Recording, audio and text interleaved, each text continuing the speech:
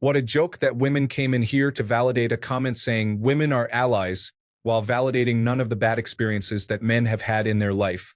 Women are just human beings, just like men. We all just want our experiences and ourselves validated. So let's try to keep that in mind. Story 1. An alcoholic. I realized it was time to go when we were both very drunk, and she insisted she was okay to drive us, and I realized we were going down the wrong way of the road. We hit a curb extremely hard, and she laughed and said, "Whoops." Miraculously, we made it back to my apartment. I had to end it after the next day's hangover passed. She was doing lines of cocaine the next morning to sober up. I was drinking blue Gatorade. It's also worth noting this woman was a practicing defense lawyer. I also wanted to add she had a bottle of vodka in her office desk drawer that got replaced quite frequently. I hope she finds help and is safe and living a good life. Story 2. The one that weaponizes her trauma as an excuse to be standoffish and rude, and uses it against you. I didn't realize my infatuation was preventing me from seeing the red flags. Story 3. Here's one you'd expect, but for a different reason than you'd expect, and one you wouldn't. I dated a content creator on a subscription-based platform and a craft seller. I wouldn't date another of either again for the exact same reason. Both of them basically turned their hobby or something they enjoyed into their job, and if they weren't earning or working, they felt like the time was wasted. Sex for fun? Nope. It should be monetized. Knitting for fun? Nope. It should be monetized. Oddly enough, both were upset that I wasn't contributing to their respective businesses. Turns out the fastest way to ruin something is to turn it into your job and always be on your grind. Story 4. I am never again going to be in a polyamorous relationship with a girl and her phone. It is possible to enjoy an evening without documenting every second of it. Story 5. Crazy makers. I dated a woman who had been my friend and coworker for years. At work, I noticed she liked getting on people's nerves. But since I'm not really one to react to provocation, I didn't pay it much heed.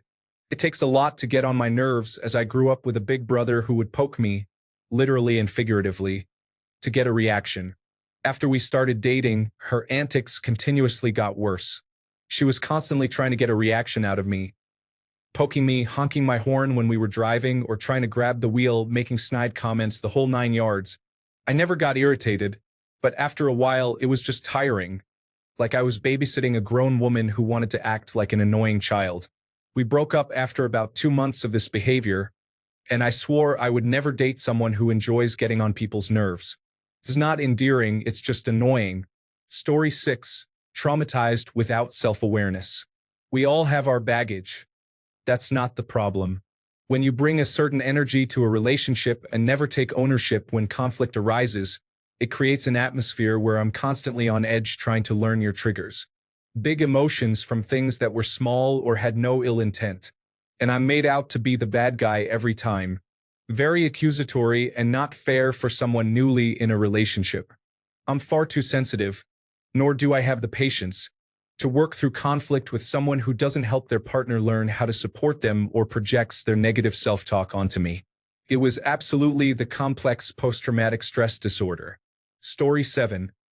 Self-proclaimed conflict-avoidant women. Just talk to me like an adult. I don't want to have to keep your feelings in mind and be forever focused on you suddenly being different after a few days. And then it gets so awkward they start avoiding you when you try to address the issue. And they never take ownership or responsibility for their mistakes, just going into victim mode, thinking I must hate them now. No, I don't. I just want a clear answer and not too much drama. Story 8. Honestly, the field is grim. I've dated around and most people just are not interested in the kinds of bond, communication, and commitment that create a lasting relationship. It's been fun, and so long, and thanks for all the fish. But I want off this godforsaken ride. Story 9. Before the pitchforks come out. Having been in a long-term relationship with a woman who had 2 kids from a previous partner, the pain of having to leave them behind after forming a strong bond with them, both under 7, isn't something I would do again. Story 10. A woman that has borderline personality disorder. I understand certain things are out of someone's control, like mood swings, but in my personal experience, I am a very genuine person. I always cared for others and wanted to help them. At the time, I was 17 and didn't know much about mental health. They never really taught it in school. I got taken advantage of by a person who has borderline personality disorder. It broke me because, although I cared for them, they used their illness to an advantage. The mood swings were absolutely atrocious. I feel like it takes a real soldier to date someone that has that. I know how when you get into a relationship with someone, their problems become yours, and your problems become theirs. I understand a relationship is to build each other up, but man, to date someone with borderline personality disorder, that will take a huge toll on your mental health, especially if you never dealt with someone who had it. Manipulative gaslighting plays victim. Story 11. People who are best friends with their ex and want their dream home to be down the street from their ex's mom, do cocaine, have obsessive-compulsive disorder, germophobia, uncontrolled anxiety, and a poorly morally aligned friend group are always late and are poor listeners. That was all one person and never again to that. Definitely a case of cluster B personality disorder. Separately, anyone that supports the Chinese Communist Party. Story 12. Unpack innate hat encouraged liquid imagine outgoing workable towering muddle. This post was mass deleted and anonymized with redact. Story 13. Hot and narcissistic. That was pretty much the first girl I fell in love with. I got to know her and wasted my formative years on her. She was like the perfect girl next door but not mentally all there. Too full of herself and careless with the people close to her. Only became worse in her adult life, I've heard, but I don't think I'll ever find out for myself. Daddy issues or mentally unstable. Pretty much every girl I've had a romantic interest in or have tried to date recently has fallen under this category. As much as they want to downplay men's roles in women's lives, not having a decent father affects these girls badly in my experience and causes them to sabotage any potential healthy relationship they could have. I have a heart and still gave it a shot, but it was never worth the effort in the end. Now I'm just minding my own business, trying to put that effort into my own life, and hoping someone that's actually good for me comes along. Story 14. The monster hiding under an attractive exterior. I don't care if the friends think I only like unattractive people, because a lot of the unattractive people I've been into are actually some of the most beautiful women I've ever met. Story 15. Someone with borderline personality disorder. I wish you the best and hope you can find some peace, as it's a terrible condition, but it wrecked me and took far too long to get back to a place where I can be okay again. Story 16. A woman with kids. I don't need to be her number one, but I definitely don't want to go on dates only on the 3rd of the month on a crescent moon. I value my freedom and so should my partners. Story 17. I married a nice, caring girl who turned into a demanding person. She was supportive, up for most things, and fairly open-minded. But nowadays, she is only about the kids and what other people think, making sure I do everything the way she thinks it should be done. She will make a complaint at the slightest issue and spend whole days sometimes stressing about these problems, dragging me into it. Instead of making an effort to have a deep, loving connection, she thinks criticism and pointing out my flaws are more important than having real conversations about how we both connect and what each other really needs to nurture their soul. Lesson learned. Not leaving until the kids are grown because I can hold it together so it doesn't affect them, but I've definitely checked out. Warning signs to look out for. She spends a lot of time with her parents, never disagrees with them, always takes their advice, starts acting identically to her mother and father, and encourages them to move into the same street as you. Another big thing that she has control over is finances. She's a bookkeeper, and it made sense for her to run the bill-paying side of things, but now she's overstepping and has too much power to use responsibly. Never marry someone with potential demanding traits. You must look hard for the signs. They will be there. Don't ignore them because she will eventually evolve into her final form. Story 18. The ones who are constantly depressed and take the joy out of anything, no matter how much you try to make them happy, are a waste of time, energy, and money. The ones who are so insecure that you could be driving your car and they think you're checking out the woman next to you, making such a huge deal about it, as if you really did check that one woman out. The ones who are so manipulative that you change your life goals just to make them feel a bit happier. The ones who are so sensitive that they can cry if you look and blink at them the wrong way. The ones who project all their past traumas onto you so you think you can save them. The ones who get jealous when you spend more time talking to your own family on the phone than with them. Damn, that felt good to get off my chest. I'm gonna kiss my wife and go for a run. Story 19. It was a long time ago, but there was this one woman who I can only loosely describe as being a human who had some kind of personality disorder. She got downright abusive and erratic. I tried to help by getting the individual into some behavioral therapy, but it was never committed to, and through the fleeting moments of bliss came waves of indescribably complex mood switches. It was tough initially because you could really see her nice side, and I had moments that really felt fine, but things would slip more and more. With my work schedule at that time, it became harder to have the peace of mind or the time to know when to do anything. The other factor with the individual is that she had quite a few male friends. She'd go off with more than a few, and I ended up realizing certain events were now highly probable to occur. A lot of these so-called friends were just waiting for an opportunity, and if she was off or in a mood swing, I quickly discovered she'd easily become flirty or at least vocally suggestive about certain things she claimed I'd never have. And so they did, despite all the efforts I made to be fair and yet also observant. In the end, both of those factors became issues. I got cheated on, theft occurred, and the rest is history.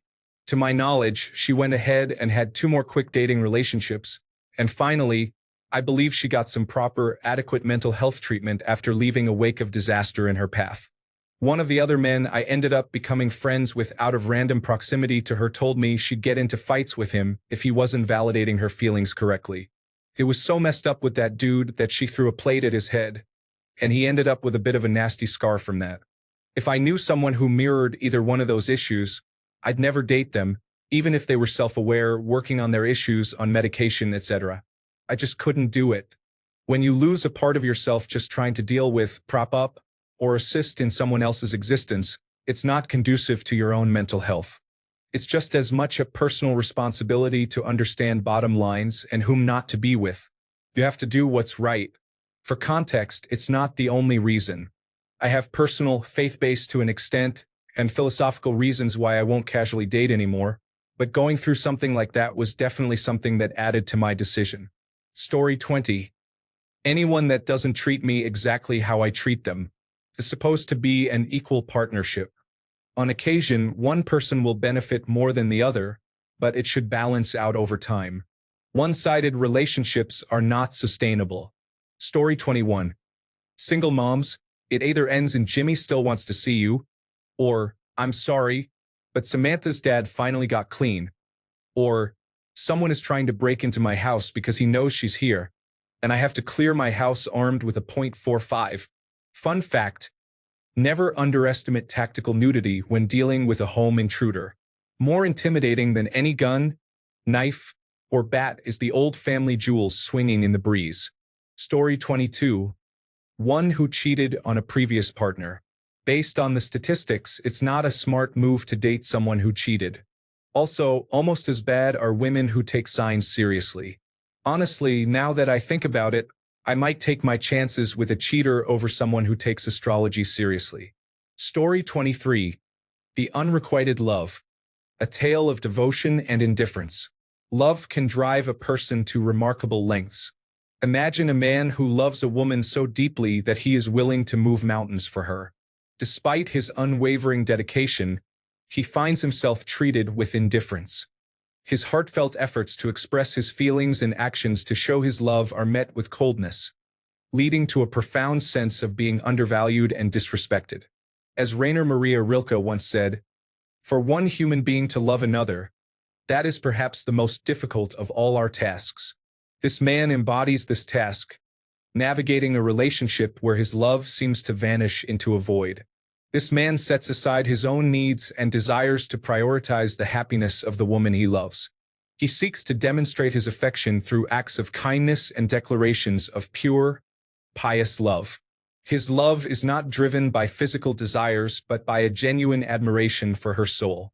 Despite his best efforts, he faces neglect and emotional abuse. The woman's indifference and harsh treatment drain him emotionally, leaving him feeling depleted and unappreciated. His every attempt to bridge the gap between them is met with a wall of indifference. an invisible barrier that his love struggles to penetrate.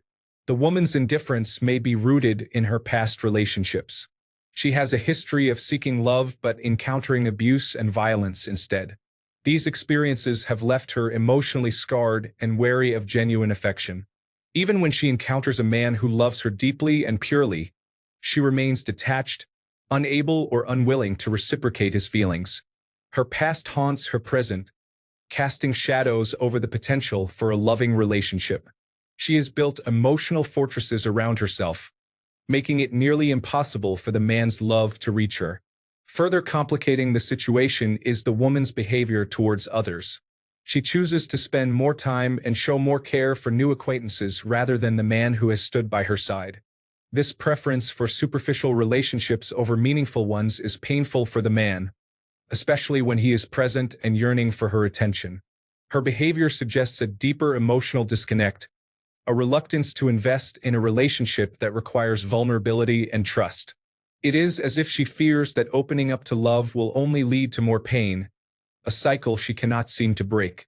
Her interactions extend beyond her immediate relationships, affecting her family as well. She deceives those who have supported her, claiming restrictions that do not exist.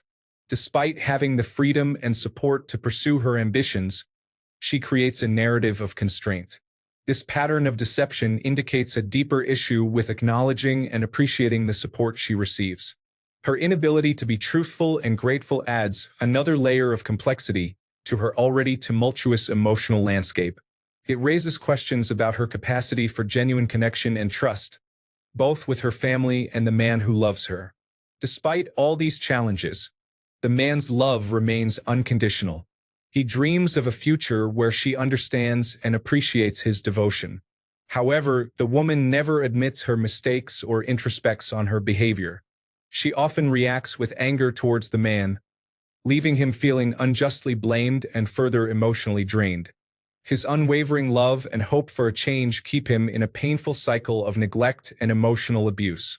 He clings to the hope that one day she will see the depth of his love and realize what she has been missing.